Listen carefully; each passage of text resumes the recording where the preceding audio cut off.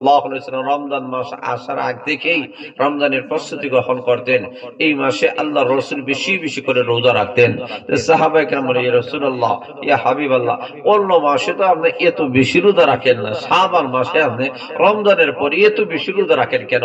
আল্লাহ রসুল বলেন, দুই কারণ। এর মধ্যে অন্যতম কারণ হলো আমি রমজানের প্রস্তুতি গ্রহণ করতেছি। আর আসতে বলে সুবহানাল্লাহ।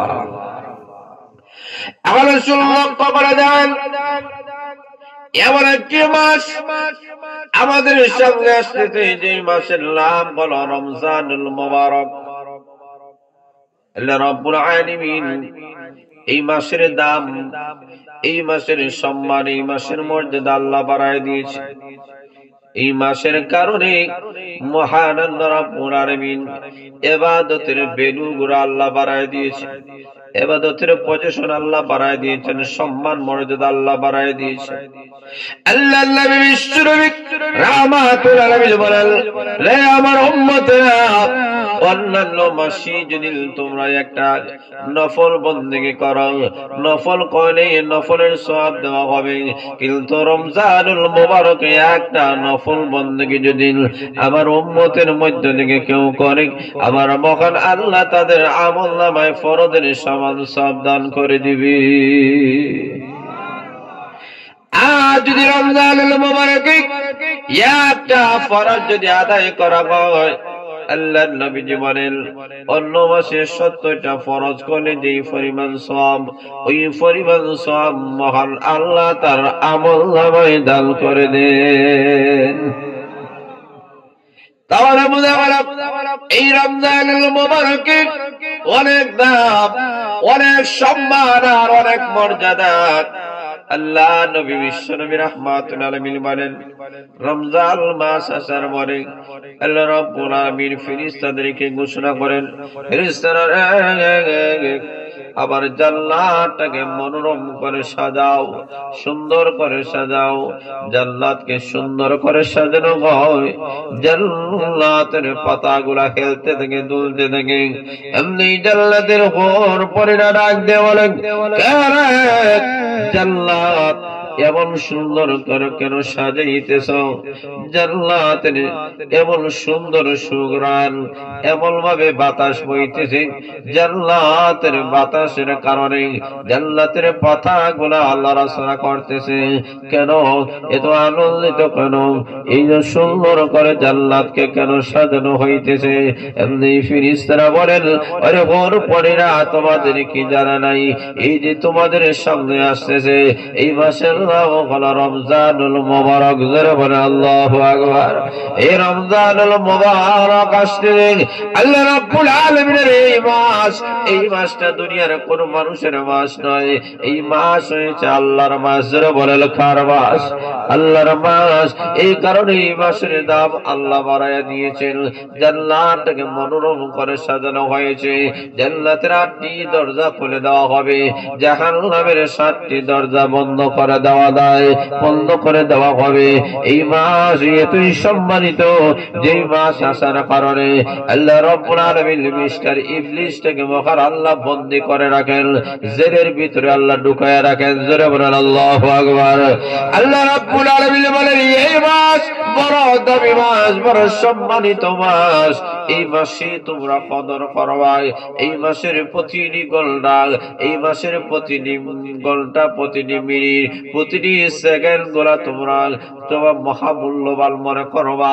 কারণ তোমরা শুনে নাও, এই মাসের অনেক মর্যাদা রয়েছে। আল্লাহ নবী বিশ্বনবী রাহমাতুল আলামিন ঘোষণা করেছেন, এই মাস আসার পরে আল্লাহ রাব্বুল আলামিন ঘোষণা করান, কই ওরে জান্নাতীরা, অনেক কর্ণওয়ালা মানুষেরা, তোমরা অগ্রসর হও, নেক কাজ করতে থাকো, বেশি বেশি করে নেক কাজ করো। এই মাসে যেই নেক কাজগুলো করবা, অন্য মাসের চাইতে মহান আল্লাহ 70 গুণ বেশি পাওয়ার বাড়াইয়া দিবে। রাস্তা বলে সুবহানাল্লাহ। রে কুলাগাক আর কুলা করবাক আর ফরমাল করবাক, আল্লাহ বাল্লিয়া জীবন বল নাফরমানি করেছো, অন্যায় করেছো, অপরাধ করে করে জীবন ধ্বংস করে দিয়েছো। ওরে যুবক, তুমি তাকাইয়া দেখো, তোমার মতো আছে কত যুবক কবরের বাসিন্দা হয়ে গেছে। যারা বলেন ঠিক না বেঠিক? ওরে যুবক, তুমি তাকাইয়া দেখো, তোমার মতো কত যুবক হাসপাতালে বেটের মধ্যে গড়াগড়ি করতেছে। তোমার মতো কত যুবক পঙ্গু হয়ে গেছে। তোমার মতো কত যুবক অ্যাক্সিডেন্ট করেছে, কত যুবক হার্ট স্ট্রোক করেছে, ব্রেন স্ট্রোক করেছে। আছে কি নাই? কথা বলে আছে কি নাই? ওই যুবক, আর কত গুনাহ করবা, আর কত নাফরমানি করবা? গুনাহ করিও না। এই মাস নেকির মাস, গুনাহ করার মাস নয়। গুনাহ বন্ধ করে দাও, নেক কাজের দিকে অগ্রসর হয়ে যাও। এইভাবে তাদের সুসংবাদ দেওয়া হয় আর গুনাহ থেকে বিরত রাখা হয়। আল্লাহর নবী বিশ্বনবী রাহমাতুল আলামিন ঘোষণা করেছেন, এই মাস আসার কারণে আল্লাহ রাব্বুল আলামিন বলেন, আমার বান্দা আর বান্দাদের প্রতি আমি আহকামুল হাকিমিন, সব সময় আমি আল্লাহর রহমতের দৃষ্টি গোলায় আমার বান্দা বান্দাদের দিকে তাকাইয়া থাকি। কেন তাকাইয়া থাকি? কোন সময় কোন মুহূর্তে আমার বান্দা বান্দি এসে আমি আহকামুল হাকিমিনের কাঁধে চোখের পানি বলাইয়া কাঁদবে, কাঁদতে দেরি হবে, আমি আল্লাহ তাদের পিছনের গুনাহ মাফ করতে একটা সেকেন্ডও দেরি হবে না। আল্লাহ রাব্বুল আলামিন বলেন, এই মাস অত্যধিক গুরুত্বপূর্ণ মাস। এই মাসের অনেক সম্মান আছে, অনেক মর্যাদা আছে। এই কারণে প্রথম থেকে এই মাসটাকে আমাদেরকে ধরতে হবে। জোরে বলে ঠিক না বেঠিক? এই মাস হলো ইবাদতের মাস। এই মাস আমরা এই মাসটাকে খাওয়ানোর মাস বানাইয়া নিয়েছি। আল্লাহ রাব্বুল আলামিন ঘোষণা করেছেন, এই মাসে ইবাদতের আইটেম বাড়াও। আর আমাদের সমাজের মানুষের নিয়ম হলো, এই মাস আসার আগে আমরা খাওয়ানোর আইটেম গুলা বাড়াতে থাকি। কথা বলেন ঠিক না বেঠিক? খাওয়ানোর আইটেম বাড়াই, ইবাদতের আইটেম কমাই। অথচ এই মাসে আল্লাহ রোজা ফরজ করেছে। মানে সুবে সাদিক থেকে শুরু করে সূর্যাস্ত পর্যন্ত সারাদিন তিনটা জিনিস থেকে বিরত থাকার নাম রোজা। কয়টা জিনিস? কথা বলে না কয়টা? খানা পিনা, স্ত্রী সহবাস, এই তিনটা জিনিস থেকে বিরত থাকতে হবে। এই কারণে বলা হয়, পৃথিবীর যত ইবাদত আছে প্রত্যেকটা ইবাদত গুলা মানুষকে দেখানো যায়। কথা বলে ঠিক না ঠিক? আর রোজা এমন একটা ইবাদত যেটা মানুষকে দেখানো যায় না, এটা একমাত্র আল্লাহকেই দেখানো যায়। কথা বলে ঠিক না ঠিক? যেমন বুঝাই আপনাদেরকে, যেমন একজন মানুষ যদি নমাজি হন, নমাজ পড়েন, এই নমাজ পড়াটা উনি মানুষকেও দেখাতে পারেন যে আমি নমাজি। জোরে বলে ঠিক না ঠিক? এটা আল্লাহকেও দেখাতে পারেন। কথা বলে ঠিক না ঠিক? একজন মানুষ যদি দান খয়রাত করেন, উনি মানুষকেও দেখাতে পারেন আমি বড় দাতা। জোরে বলে ঠিক না ঠিক? উনি আল্লাহকেও দেখাতে পারেন। একজন মানুষ যদি হজ করে, তো এটা মানুষকেও উনি দেখাতে পারেন, আল্লাহকেও দেখাতে পারেন। কথা বলে ঠিক না ঠিক?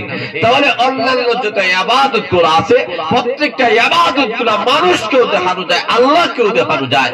আর রোজা এমন একটা ইবাদত যে ইবাদতটা মানুষকে দেখানো যায় না, দেখানো যায় একজনকে, ওনার নাম আর যারা বলেন কিভাবে? রোজা তো তিনটা জিনিসের নাম, খানা খাইবে না, পানাহার করবে না, স্ত্রী সহবাস করবে না। এই তিনটা জিনিসকে কাউকে দেখানো যায়? কথা বলেন না ভাইয়ের আপনারা? পিছনে এরা বলেন দেখানো যায়নি কাউরে। আচ্ছা, এখানে কে কি খাই আইছেন? দেখাল যাইব? হুজুরে বলেন দেখাল যাইব? আমি তো আসার পরেই আলহামদুলিল্লাহ আপনাদের এলাকায় প্রথমই মেহমানদারি হয়েছে। হুজুরে বলে আলহামদুলিল্লাহ। আবার আমার মুরব্বী চাচা, ওনার নাম আব্দুল নূর মিয়া সাহেব, ওনার প্রথমে আমাকে মেহমানদারি করা হয়েছে। আলহামদুলিল্লাহ, অত্যধিক মজাদার খাবার খেয়েছি, অত্যধিক মেহমানদারি হয়েছেন। আলহামদুলিল্লাহ। এখন খেয়ে কি খেয়ে এসেছেন, না খেয়ে এসেছেন, কে উপবাস আছেন, এটা কি দেখানো যায়? দেখা যায়। অতএব রোজা এমন একটা ইবাদত যে ইবাদতটা দেখানো যায়। এটা একমাত্র দেখানো যায় কাকে? জোরে বলে না কারে? পৃথিবীতে এমন কোন পাগল আসেনি যে মানুষকে দেখানোর জন্য উপবাস থাকবে? আসেনি? ওই বর্ষা থেকে রাগ করছে, রাগ কইরা উপবাস থাকছে। বাবার সাথে রাগ চলছে, মার সাথে রাগ চলছে, ফ্যামিলি কারোর সাথে রাগ করছে, রাগ করে উপবাস থাকছে, এমন কেউ আছে? বোর সাথে রাগ করলেও বাজারে গিয়ে খেয়ে ফেট পরে আসে, জোরে বলে ঠিক না ঠিক? বোর সামনে আসে অভিনয় করে, না আমি খাইছি না, আসলে খাইছে, জোরে বলে ঠিক না ঠিক? তাহলে এটাই এমন একটা ইবাদত, যে ইবাদতটা কাউকে দেখানো যায় না, আল্লাহকে দেখানো যায়। এই কারণে আল্লাহ বলেন রোজা আমার জন্য। রোজা কার জন্য? কথা বলতে বুঝতে হবে, রোজা কার জন্য? জোরে বলা কার জন্য? রোজা আল্লাহর জন্য। আর আল্লাহ বলেন রোজার প্রতিদান আমি আল্লাহ দান করব। এরপরে আপনারা খুশি না? মনে হয় খুশি নেই আপনারা? প্রতিদান দিবেন কে? একটু বলিষ্ঠ আওয়াজে বলেন কে? আল্লাহ যদি পুরস্কার দেন, এই পুরস্কারটা ছোট হবে না বড় হবে?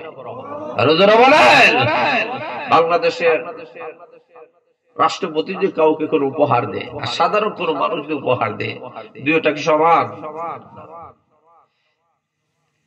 এক ভিক্ষুক মানুষ বাদশার দরবারে গিয়ে বলছে, বাদশাহ জাহরা আমাকে কিছু টাকা দিবেন, কিছু টাকা, কিছু চাইছে। আর বাদশাহ বলছেন, উজির যা আছে দিয়ে দাও। বিশাল সম্পদ দেওয়া হয়। লোকটা বলে, আমি চাইলাম কিছু, আপনি দিলেন বেশি। উজির বলে, কি লোকটা চাইছে কিছু, আপনি এত বেশি কেন দিলেন?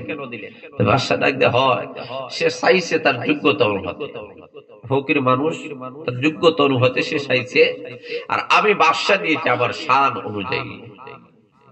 কথা বলে ঠিক না ঠিক? যারা দাতা হন, যারা দাতা হন, যারা ধনবান হন, যারা সম্পদের মালিক হন, ওদের কাছে যে কোনো জিনিসের জন্য চাঁদা করা হয়, একটা সংগঠন হোক, মসজিদ হোক, মাদ্রাসা হোক, কে বলে আমার মাদ্রাসা মসজিদ সংগঠন 10,000 20,000 দেন, উনি দেখেন বলেন 1 লক্ষ টাকার চেক কেটে দেন। জোরে বলে ঠিক না ঠিক? কেন? বলে তুমি আমার চেয়ারম্যান সাহেব, মেম্বার সাহেব, এমপি সাহেবের কাছে আইছো, অথবা আমি ধনী মানুষের কাছে আইছো, তোমারে 10,000 টাকা দিলে এটা আমার মান হানি হয়। জোরে বলে ঠিক না ঠিক? কথা বলে ঠিক না ঠিক? এটা আমার মান হানি হয়, এমন আমি করতে পারি না। তোরা বলে ঠিক না ঠিক? সমাজের মানুষেরা জানে আমি দাতা, আমি সমাজ সেবক, অতএব আমি যদি সামান্য দেই এটা আমার মানহানি হয়, অতএব আমি সামান্য দিতে পারি না, আমি যখন দিব বিশাল করে দেব। তোরা বলে ঠিক না ঠিক? ঠিক তেমনি ভাবে আল্লাহ রাব্বুল আলামিন বলেন, বান্দা রোজার প্রতিদান আমি আল্লাহ দান করব। আমি আল্লাহ যখন দিব, ছোট দিব না বড় দিব, যেই জিনিস দিলে তুমি খুশি হয়ে যাইবা। আসতে বলেন সুবহানাল্লাহ। আচ্ছা, এই পুরস্কারে যদি আপনারা খুশি না হন, আরেকটা পুরস্কারের কথা বলি। আল্লাহ রাব্বুল আলামিন বলেন, আস-সাওমু লি, রোজা আমার জন্য, ওয়া আনা আজিজি বিহি ওয়া আনা উজজা বিহি। আল্লাহ রাব্বুল আলামিন বলেন রোজা আমার জন্য, আর রোজার প্রতিদান আমি আল্লাহ দেই। এটা দ্বারা তো আপনারা খুশি হইলেন না। এখন আল্লাহ বলতেছেন রোজার প্রতিদান আমি স্বয়ং মহান আল্লাহ হয়ে গেলাম। খুশি নেই আমরা? এগুলো খুশি তো না। রোজার প্রতিদান কে ভাই? হুজুরও বলে না কে? এর চেয়ে তার কোনো বড় কিছু আছে? যদি ওয়াজ, আল্লাহু আকবার, যদি আমরা রোজার মাধ্যমে আল্লাহকে পেয়ে যাই, আল্লাহ ভাইলেও তো সব পাইলাম। জোরে বলে ঠিক না বেঠিক?